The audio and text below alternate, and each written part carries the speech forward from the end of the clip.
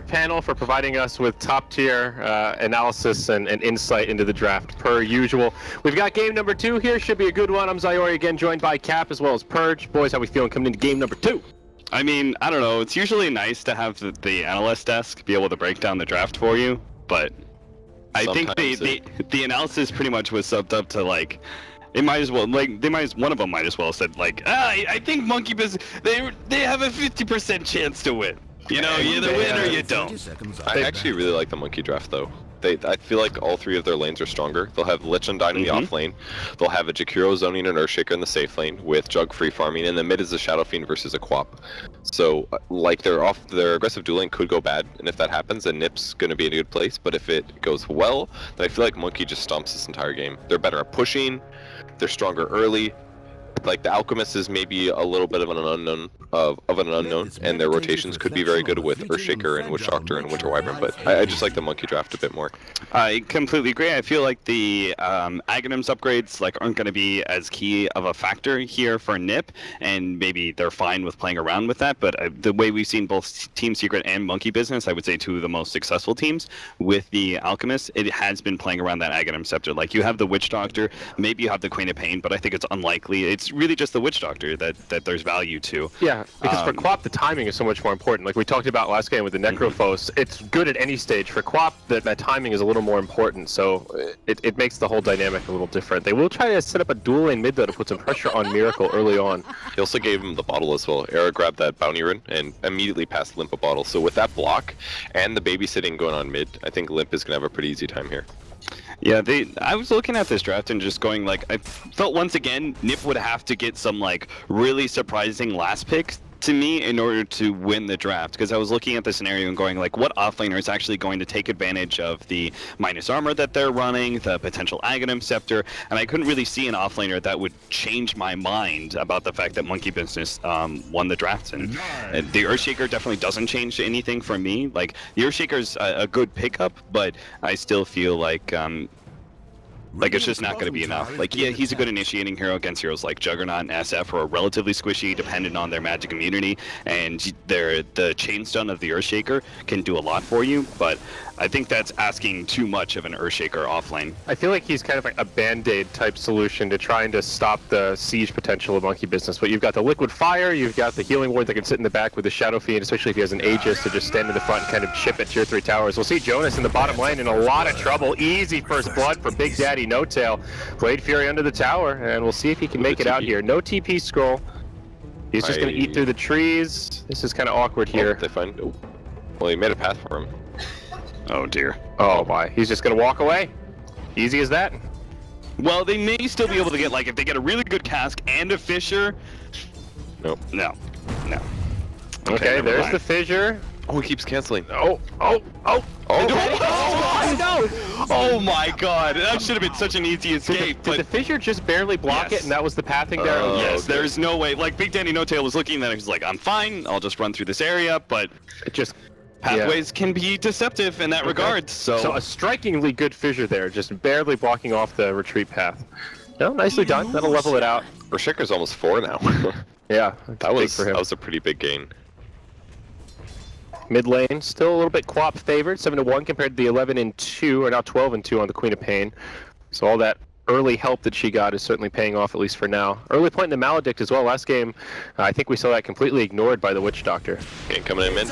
Yep, absolutely. Miracle, he's in a lot of trouble here. Maledict will connect, and I think the curse should be enough to take him down if Liv doesn't get it, but Queen of Pain will just throw one more auto attack and get another kill up on the scoreboard. I like this. NiP I think they're rotating better with Hanskin's Witch Doctor than they were with the Spirit Breaker. I felt like one of the big downsides is that Alchemist as a mid is actually relatively weak, because he's a melee hero that it doesn't have the greatest armor, and doesn't actually have the greatest HP pool either. It's in order to offset that incredible ultimate, right? But it's very easy to gank him pre-level 6, and they didn't do that once. Here, Hanskin's already shut down the SF. Yeah, but the opportunity cost is not having access to those bounty runes, which we've seen the mid-Alchemist really utilize. Up top, we'll see a little fight break out, and Seal Kid, he'll be the victim. They start to poke the Tombstone, but don't have the damage to bring it down, and the Winter Wyvern will die. Moonmeander getting very aggressive here. Pops forward, punches Handskin, and will kind of head back to safety. Oh, they're ice armoring the Tombstone. I forgot you could do that. Oh, yeah. To reduce attack speed and movement speed. It's really smart, actually. Ooh, Clarity Potion denied. Yeah, this dual offlane's working decently. 20 last hits on Moon Meander too. He's got the most in the game. Yeah, quite good for Monkey Business. Very aggressive posture here, and he will take the curse. Cast won't find any bounces. Limp making the rotation as well. Moon Meander certainly going to die here. Manages to get off a Soul Rift, or Soul Rip rather, but still dies. Queen of Pain making the most out of those rotations, and Jonas will try to find some efficiency by just taking over mid, getting some XP, and at least a couple of last hits here. They've been getting good value out of Maledict, really. I mean, just a little, like you said before, Witch Doctor has been a really good ganker. He does work a lot better than Spirit Breaker in some ways. Spirit Breaker is better late game for setting up ganks and stuff, but like the early rotations that you can do, the different paths you can come from, it's not as easy to counter as something like a ward is. You see Witch Doctor coming, he can come in and out. There's a lot of different, he has a lot more offensive potential. Yeah, for me, like this game was like 85% chance that Monkey Business would take this. Just gauging that game number 1 and feeling like NiP didn't do enough in the early game, but now seeing the rotations with Hanskin and the rotations of Limp as well have been a lot more aggressive and result being actually a lot more successful. I'm actually feeling like this is much more of an even game now. I'm really happy to see that NiP have brought a challenge to Monkey Business where I felt like before this was going to be just a 2-0. That being said though, the Monkey Business cores are getting a lot more out of this laning stage. Just looking at the raw CS difference. It's going to be natural. I mean, you just SF.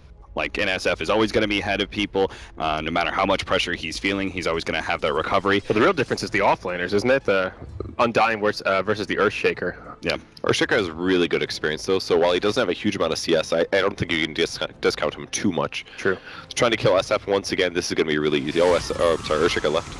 And Scan up on the high ground there. Limp comes in to get things started. Seal Kid with a Splinter Blast as well. There's the cast. Oh my! Shadow Fiend just gets put 6 feet under in the blink of an eye. Now Fly trapped on the wrong side of the fissure, but it really makes no difference. Rotation from Ninjas-in-Pyjamas makes it an easy gank. It's a 2-for-0. Nowhere is safe. Have you seen a successful gank in that position from a Witch Doctor? Like, the range is so limited from that cliff area. Yeah. It's so rare to actually see that kind of like cliff advantage come to fruition. It's only heroes like Winter Wyvern and Tusk that are really able to utilize that Radiant side cliff. But down bottom, Monkey Business making the most of it, putting a lot of pressure on this tier 1 tower with the Liquid Fire, the Healing Ward, and now Big Daddy's taking over as the leading last hitter at 36 CS. But going back to your point about the offlaner, this is one of the big downsides of the draft of NiP is that once again I felt like they didn't draft a hero that could deal with the Undying in the laning phase. Yeah. They're doing better this time around, obviously. Last time they were just like, okay, Animage, just suffer, right? And this time around they do actually have, well, they're just actually being much more active in their ganking potential, plus I feel like their heroes are a bit better. Like, Maledict actually takes advantage of, like, the very high amount of damage that Undying can soak up. But it is still a problem because the Alchemist is actually relatively for a strength hero low HP. He can right click him down, I think. Down bottom, Big Daddy, he'll survive for now. Does get him with a fissure, perfectly timed indeed. And Splinter Blast, Dragon on Dragon action. Will just be a singleton kill on the Juggernaut. Very nice for NiP. That's huge for the Earthshaker. Such a sick play. That Echo Slam, I was like, all right, man, he's gonna get spun on. He's just gonna die. But oh man, that was so sick. Yeah, he got it at the max range of Aftershock as well. So the fact that he got that extra bit of damage and stun duration made the world a difference there to Ninjas-in-Pyjamas. Shaker's got a pretty good bit of farm going his way now. Soul Ring and Tranquils at 8 minutes. Usually you just see Earthshakers sacrifice themselves in the offlane, but he's actually excelled. It's really surprising. He profited so well from that early death of his, actually. We should mention that the Earthshaker, the fact that he has gotten so impressively ahead, like he's made really good plays, but it also has been off of the mistakes of Monkey Business. And I think naturally Monkey Business should have been much farther ahead in their laning phase just because of the offlaner difference. But NiP doing a really good job taking advantage of this. Monkey are actually going to do some rotations of their own. They know they should shut down Era. Oh, Omni Slash after the Tombstone comes down. Blade Fury as well. Aaron's in a lot of trouble. He'll be the first victim of this fight, but Moon Meander could be going down second. Indeed he will. It's a 1-for-1 as NiP focused the Tombstone, but Jakiro has made the rotation as well. Ice Path connects on a few heroes. Limp, aggressive blink forward. Scream, still holding on to the Sonic Wave for now, and will let them retreat. Jakiro's really strong right now. He got so many levels. This is actually a really fast level 6 for him. Dire Courier. He doesn't have the best combo for his ultimate, but his damage potential right now is very good. His armor is really high. His base strength is very, very high. So I feel like Jakiro is going to be able to contribute a lot right now. He can shift to a lane with Liquid Fire wherever a NiP is not, and he can take that tower very fast, and it's going to force NiP to rotate. Yeah, definitely. How is the Alchemist farming? Right now, he's pretty low on net worth overall. Some of that is the byproduct of all the pressure coming his way. Now getting that second point in Greevil's Greed and just power treads. So far, not really too big of an impact. Do you think he goes for like the?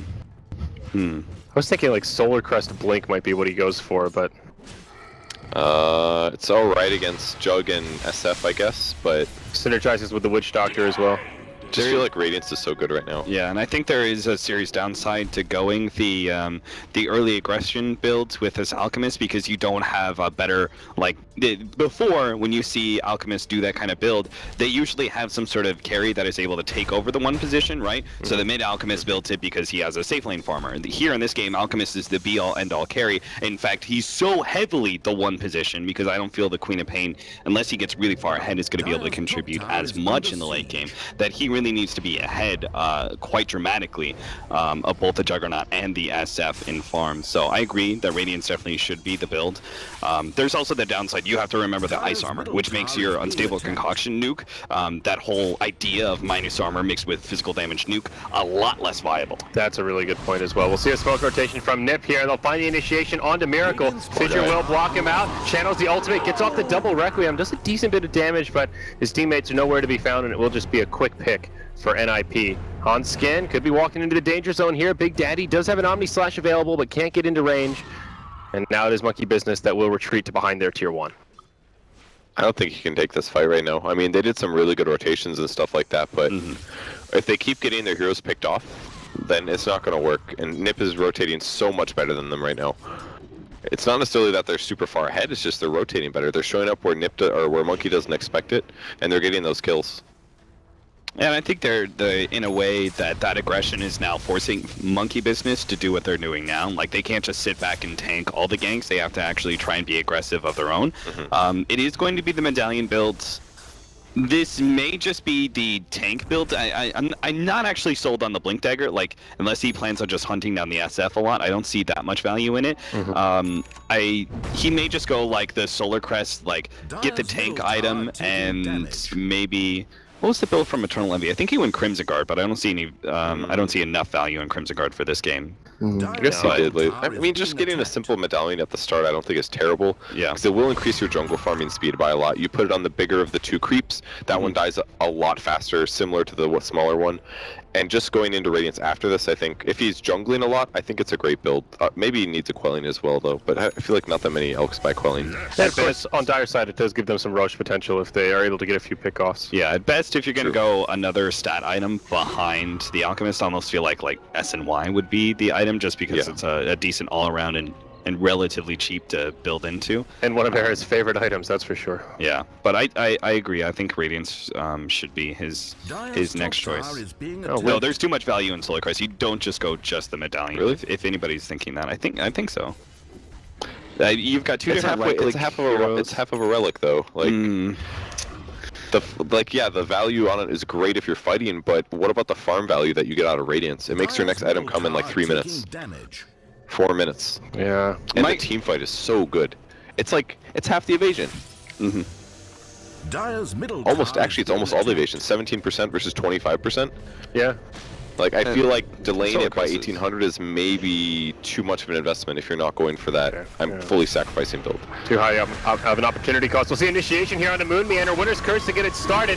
The follow-up Sonic Wave will be enough to finish him down, as well as the Death Ward from the Witch Doctor. Now Omni Slash bounces around, does some decent damage to Seal Kid. Chain Frost as well, doing now big damage to Seal Kid. He falls to the Macro Pyre of the Jakiro. Big Daddy locked in the tree line. He'll be the next one to fall. It's a 2-for-1 so far as Fly tries to TP home, and no slam. I'll finish him off. Jonas and Fun getting another one. Make it 3 as NiP take a big fight in the top lane. The fact that Jonas is about to pick up a Blink Dagger probably like 15 and a half, 16 and a half minutes in is incredibly impressive. Jonas has always been, I feel, one of the more standout players of NiP. He is oftentimes like the biggest playmaker on their team, whereas I feel like Limp's performance can be a little hit and miss sometimes, and Era is obviously, as all carries are, a bit more dependent on farm. Jonas is able to do a lot with very little, and you're seeing it here. Like, this is a really insane performance. I would have guessed, if I looked at the laning phase setup and the way this game in my head would have gone, I would have imagined like a 23-minute Blink Dagger. It's going to be 14. But yeah, 14-minute Blink Dagger is pretty absurd. That's so fast. I found the Jakiro Macropyre setup's done. It's Cold Embrace. Yeah, that's true. Exactly right. Never thought about that counter before, but it's decent. It basically counteracts the heal. Yeah, and then when he pops out of it, you can just lay down the ice path, so it's a guaranteed stun immediately after. It's like, wait, I thought ice was good for me. Yeah. What's happening? Omni Slash on cooldown here, but Big Daddy will wrap around behind the tower, give Era the chop just to scare him off, to make some space for his team to continue sieging this tier 1.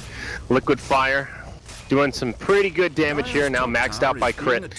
And this will be an easy tower kill here for the Radiant. Pretty standard build on Jakiro. Been seeing this for over a year. Yep. Crit oftentimes will max out his Ice Path second, just because they do push and team fight a lot. If you're playing more of a passive Jakiro, it's generally better to max out Dual Breath. So, but since they are pushing and they have a great push lineup, it's going to be Ice Path for sure. Dual Breath is one of those really like diverse spells that scales really well if you want to max it, but it's also just a 1-point wonder because it has such an amazing slow at level 1. Yeah, it's really not bad at all. 28% for 5 seconds. Damage over time can be useful just to interrupt things like bottles or Blink Daggers. There's the Solar Crest. Okay. What's up? All right, I'm wrong.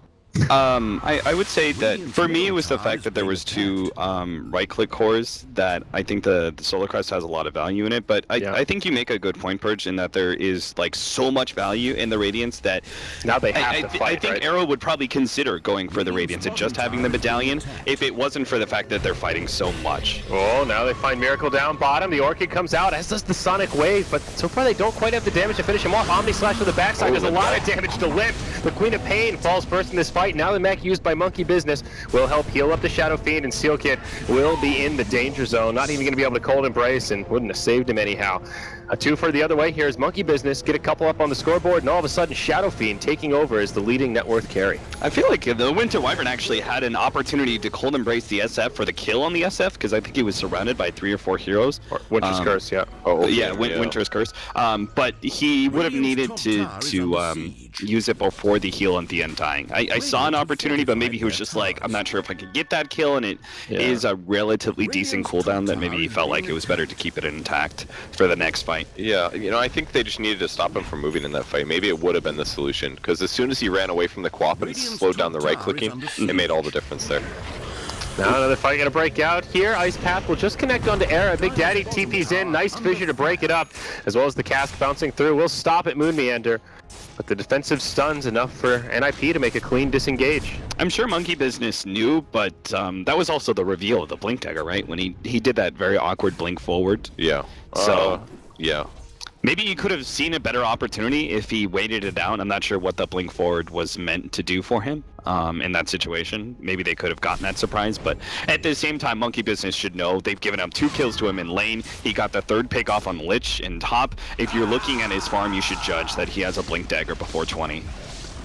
And maybe they lost an opportunity there, but you're still looking at an Earthshaker fishing for kills for like a 5 extra minutes more than he generally does. So I think he's still in an okay place despite missing that opportunity there on the SF. How do you guys think Big Daddy's going to build the jug this game? He's got Phase Boots drums to get things started. I think it was him yesterday that we saw go for that Basher Blink build that was kind of interesting. I wonder what he's going for here. I've seen a lot of blinks in China. Yeah. On jugs, and Battle Furies as well. They built Battle Fury a lot, but I don't know if they need a Battle Fury to go late game since they already have better late game with both SF and the jug. So maybe just standard build. He could go SNY Scotty or something, or Blink Basher. I don't think it's terrible. I'm looking the blink and I'm going like there isn't.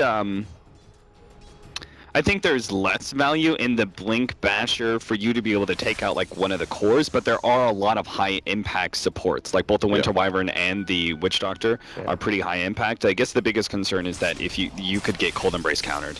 Oh, here we go. Fight gonna break out in the Radiant Jungle. Limp blinks forward first. Orchid on to crit, but there's the Omni Slash. They bring down Limp first. They'll trade 1-for-1 with the Jakiro. Steel Kid stuck in the tree line. Will try to TP out, but no. Big Daddy gets the Blade Dance proc, and will find the kill. A 2-for-1 as NiP are the aggressors. They get shut down and open up a Roche possibility here for Monkey Business. NiP just keeps assuming that heroes are going to be solo, and the response time of Monkey has been really good. And I think it's because they've been moving together a lot. I haven't really been watching that aspect of it, but it makes a big difference against a gank lineup like NiP has. They know that NiP isn't going to do as well super late game, so they're farming a little bit less efficiently than normal because they just stick around each other, and it just keeps paying off. Here we go. Roche goes down. Jonas may be thinking about a Blink Echo, but he will hold it for now. Shadow Fiend grabs the Aegis, and NiP will just walk away after seeing that they didn't have any vision in the pit. Boy, if only he knew. I think that would have actually been a great opportunity for Ninjas-in-Pyjamas just to make that blind jump. Because I'm really concerned, like that one pickoff, I think, sets Monkey Business really far ahead, because then they're able to get the Roshan. I feel like that was one of the biggest advantages of running the Alchemist on Dire side, is that the Alchemist allows you to be able to make up for oftentimes a period of time where the enemy is stronger than you are because you haven't fully facilitated. He is going to go for the Blink Solar Crest build. Sorry, man, you were the most right here. Right. I was most wrong. Cap was semi-right. Every so often, you get him right, man. Been watching a lot of Dota the last few days. I don't think I like this build, though, honestly. Yeah, I don't know that it's the best. It's just sort of what I thought it would fit the NiP style that they like to go for. I guess they can gank with it, and at least they don't have to worry about like a 4 protect 1 strat, essentially. They can just go around getting kills, and a stun is going to make a really big difference in these fights, but we should be able to see this based on his skill build. If he was going to go Radiance, he'd have more Grievous speed. Yeah, that's for sure. This will put you in a position where you have to get successful ganks, which he will not get here. Oh, Limp. He actually blinks forward, puts the Orchid onto Big Daddy, but Jakiro's there with that newly fashioned Yule Scepter right into the Ice Path. Macro Pyre, Chain Frost. They bring it down, but Echo Slam from Jonas on 4. Out comes the mech. Big Daddy's still alive. That healing ward is down and doing some serious work. They'll finally finish it off, but it may be too late. Ice Path will trap in Ninjas-in-Pyjamas as well as Era. The Splinter Blast, yeah, it's not going to do much. It's going to be NiP trading 1 for 3. A close call. It seemed like the perfect Echo, but they just didn't have the damage. Well, we've seen this story from Big Daddy before. He is obviously very well skilled at micro, and that was something that he showcased last time they played Juggernaut, is that he always kept the healing ward up, and that healing ward in that position actually saved that fight so dramatically from Monkey Business. It goes to show you the value in that ability. But NiP, I was surprised when Limp turned around and threw out the Sonic Wave. I was like, wait, what? Yeah, you could have blinked away instead, but he was obviously thinking, okay, I'm gonna die here, but the Echo Slam will win the fight. The problem is now NiP, like, because they committed to this whole entire ganking style build of the Alchemist, they had to actually get successful ganks. They had to win that fight, because now the Alchemist is just going to fall behind, and Alchemist on even grounds is not going to beat out an SF or a Juggernaut. Right. And again, they have no backup core to really take over the Alchemist's position. So I'm not sure what they're going to do now. I would almost say, like, you're going to get to a dramatic point where you may have to think about farming up an Aghanim Scepter on Alchemist and give it to the Witch Doctor just to try and stall out this game, because I don't see NiP ever being able to take control of this game now after they got the pick off near Roshan, and then that failed gank at top lane. Monkey Business, for me, have like a 90% victory now. It's looking really good, definitely. It's also interesting to see the Yules on the Jakiro. That's not at all, man. That's standard as hell. Well, it was, but I brought it up the other day and somebody criticized me because of the range now. It's just so hard for him to get in and initiate with it, but it still feels really strong. No, it's still, I still feel it's absolutely necessary to have. It gives you a guaranteed ice path on somebody. It turns you from like a support that is all skill shots to having something reliable. Yeah, no, I totally agree. I'm glad to see it still being utilized. And this is what we were talking about earlier. This is Miracle just standing on the high ground with the Aegis, and they can slow siege this tower so easily. The healing ward right behind him. Crit will continue to lob in the liquid fires, and this is an easy tier 3, and there's not too much NiP can do about it. They do have the Echo Slam back available, but the Blink Dagger is getting broken by that pesky zombie, so he can't initiate. Here we go. Steel Kid manages to get off the Cold Embrace after the Omni Slash does big damage. It'll set up for an easy raise from Miracle. Now the racks are exposed. No glyph for the Dire. All they can do here is hope for the big Echo Slam. Jonas trying to line it up. He gets off the Fissure, will block in Miracle, but still plenty of time on the Aegis. Guardian Greaves used from the low ground. Oh my Monkey God. Business are just handling this so well. They're sieging dedication is just so good. I mean, he they've still got hasn't died. Healing Ward, Ice Armor, Oh, the that's heal from Soul Rip. I could never see this unstable concoction actually being a really viable nuke. And just look at the positioning here. They're so spread out. There's no way for this Earthshaker to get an opening. You're also talking about heroes that actually naturally have high amount of armor. They're both agility heroes, right? So you throw Ice Armor on there, they're both going over easy 20. Okay, Fissure will kind of separate this fight. It does look like the Shadow Fiend on the high ground. Witch Doctor ulti will be interrupted by the Ice Path. Shadow Fiend just brings down the Winter Wyvern on their high ground. The barracks have fallen, and this is starting to feel like the beginning of the end here, boys. NiP are in so much trouble. There's the Echo, connects on 5 heroes. Monkey Business could actually be in some trouble here. The Jonas falls, and there's just too much healing, too much sustainability. They will get rid of the Aegis and kill the Lich, but that's all they get out of it. Oh, that looks so good. Again, another great Echo Slam out of Earthshaker, but it's just not quite enough damage. If they hadn't hacked the Witch Doctor ult, maybe they could have done something there, but Handscan, they'll just get finished off by the Shadow Fiend. I felt like the Unstable Concoction was really short time too, because it did very little damage. Might just be Ice Armor though. There's also the fact that, I mean, that would have been like a potential wipe on Monkey Business if they had the Winter Wyvern. But the Winter Wyvern dying to the SF without being able to get off like a Winter's Curse earlier. Like that was, I'm not sure what happened. I didn't actually see it, but the fact that he died, and that's, you can't afford to have that. Like that is your only ability to defend the base at that point in time is getting a wombo combo. And you saw the way they had 5 heroes potentially with a good Winter's Curse after that Echo Slam, making sure there would be no like recovery heal, and they could actually take out some of the critical cores on the side of Monkey Business, and maybe they would have been able to outnumber the SF and take them down a secondary time. But it's just a combination of like, I felt like Monkey Business did win the draft, but now I also see places where NiP are failing to execute, and this is the NiP that, as much as I love watching NiP, they are kind of like almost hot and cold in a way. I think they're like, their team fight is great, but they just sometimes fail to find the openings. Winter's Curse comes out, but Jonas was put inside of the Yule Scepter. He will get off a Fissure, but again with the sustainability, the Soul Rip, followed by the Guardian Greaves. Everyone's topped off. This is an easy fight for Monkey Business at this point. Steel Kid will get isolated off to the side in the Cold Embrace. They're going to be able to bring down Jonas. I mean, this Shadow Fiend is just massive. Witch Doctor gets off the ulti, but it will be interrupted there by the Chain Frost. 3-0. Monkey Business just shake it off as they head towards the Dire base. You can see on the mini-map, they're ready to go all in here. It was a good read by them just to smoke into their own jungle, because when you're that far behind, it's very common to farm aggressively and then wait for somebody to passively farm the safe lane, because the general idea is, well, they're probably either going to go 5-man mid to finish up what they started, or they're going to go passively farm for a little bit to wait for the next Roche.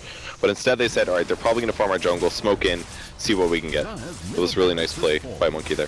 Well, now Monkey just head to the top tier 3 tower. Dire side limited on options here. No buyback on the Witch Doctor or the Shaker, though they do have the Echo Slam when the Shaker comes up. Tier 3 falls, and I think this lane of barracks will be down before they can even use the Echo. Radiant's bottom tower under fire. Well, this is the upper bracket, so if NiP falls here 0-2, they could still come back and make it to the Major. Now Limp comes in, double damager on, pops the BKB, but there's an Omni Slash ready and waiting with his name on it. It'll take him from full to 0 in the blink of an eye as he dies once more without a buyback available. Oh boy. Yikes. NiP don't even like, I'm just looking at the scenario and going like, how can NiP actually come back? And I can't see like the perfect Echo Slam, perfect Winter's Curse, all of that. Go ahead. What is Buy Ags on Alchemist and you give it to Earthshaker, because Jonas and Fan keeps grabbing 5-man dunks, man. Okay. And he's always like 200 damage short on every single hero to kill him. And then SF as well as Juggernaut both buy Mantas. And they both pop their Mantas just before the Echo Slam with Aghanim. And there's a lot of zombies there. I mean, Jung's got the Manta already, so we're halfway there, boys. All right. We don't have the Ags on Elk, though. No, he went for the Sanj instead, and now there's even a Crimson up on the Undying. You thought they were tanky before. They need a pipe, really. It's a little scary that they don't have a pipe, in my opinion. Yeah. The Crimson's great, but they have a Glimmer on Lich, I guess, but pipe is the only way that NiP gets kills here. It's all magic damage. You saw that Unstable Concoction with Solar Crested Shadow Fiend. He took like 100 damage. I was like, that's really disappointing. Yep. You stunned him, I guess. NiP move into the Roche pit, but Big Daddy, he just hops in, uses the Blade Fury straight away, and now this fight from NiP is broken up. Good ult here, the Winter's Curse comes out on the Big Daddy, the Echo Slam as well, they get the Lich as well as the Juggernaut. That's something for NiP. All their ults. Can they get some more though? Limp pops the BKB. Cold Embrace will buy him a little bit of time. Now BKB used by Miracle. Shadow Rays will finish off the Queen of Pain, and Steel Kid, he'll just die to right clicks. Miracle uses the ultimate. Requiem of Souls will connect on 2. Era with nowhere to go. He's just going to stand his ground and fall. Now the Yules put up on the Witch Doctor. Handscan's going to get taken out. Ends up being a 4 for 2, and that's it. Good game is called. NiP will fall 2-0 to Monkey Business, which means Monkey Business have secured themselves a slot at the first major. You know, I was laughing because I was just about to say like, oh, well, NiP just proved that they can win a 2 versus 5, but they can't win a 3 versus 5, unfortunately. They did use all of their ultimates to kill those 2 support heroes. There was a Jug Lich or something like that. It was a bad idea to keep going forward for more kills, but at the same time, it was like the only thing they could do, right? Because those 2 kills aren't going to change anything. You needed to actually push for more and see if you could get actually almost like a full team wipe just to get a handle on that game, because you weren't going to get a better opportunity than that.